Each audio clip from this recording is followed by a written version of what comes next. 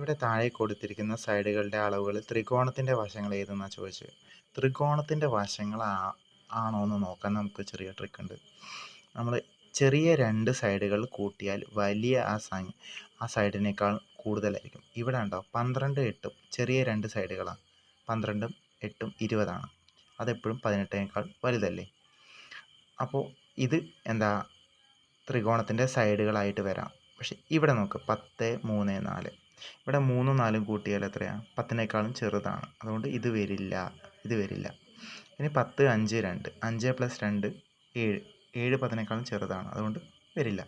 ഇവിടെ അതുപോലെ തന്നെ 7 1 8 8 10നേക്കാൾ ചെറുതാണ്. എന്താണ് ചെറിയ രണ്ട് സംഖ്യകൾ ചെറിയ രണ്ട് സൈഡുകൾ കൂട്ടിയാൽ മൂന്നാമത്തെ സൈഡിനേക്കാൾ കൂടുതലായിരിക്കണം. ആ കേസ് ഇവിടെ റെഡിയാണ്. 12 + 8 20 18നേക്കാൾ കൂടുതൽ.